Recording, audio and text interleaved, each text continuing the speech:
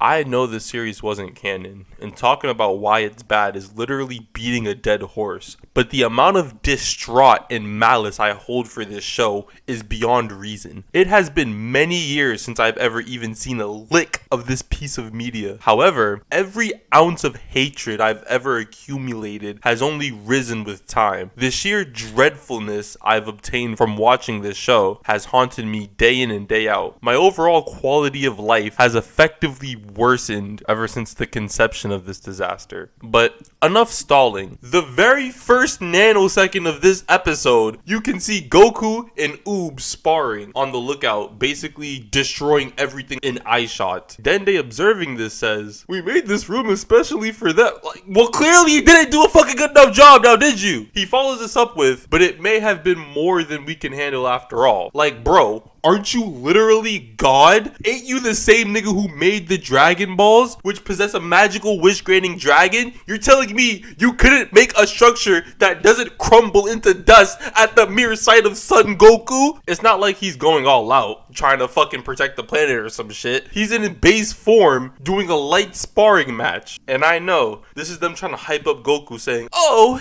he's so strong." My nigga, I watched Dragon Ball Z. You ain't telling me anything I already don't know. They continue training when... Wait a second.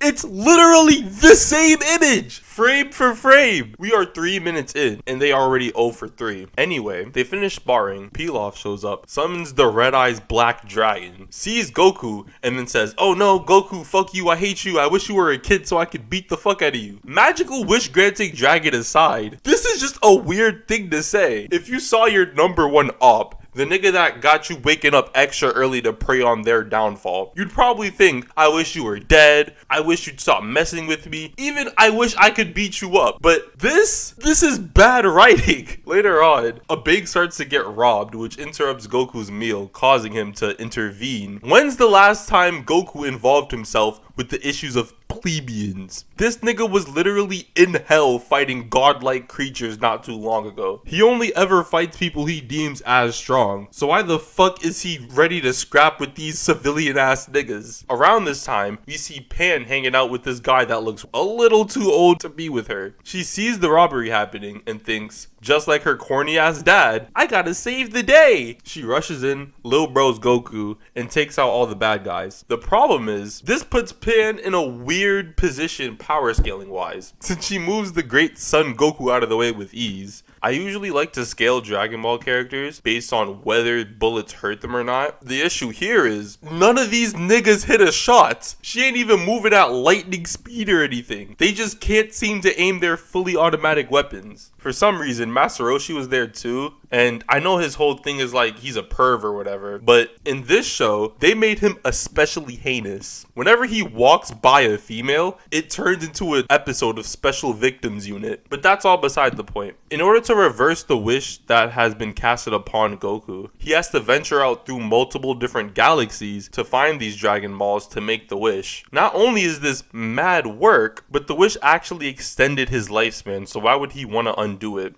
Well, that's because if you don't gather all the balls in 1 year after making the wish, the fucking planet explodes. Who made these balls? Demon King Piccolo? They tried to explain it by saying the negative energy left behind corrupts the planet, causing it to blow up. How does any of this make sense? They try to use this dog shit explanation to justify an even shittier plot line. This is just the first episode. I can keep going. However, I don't think I care enough about this abhorrence to.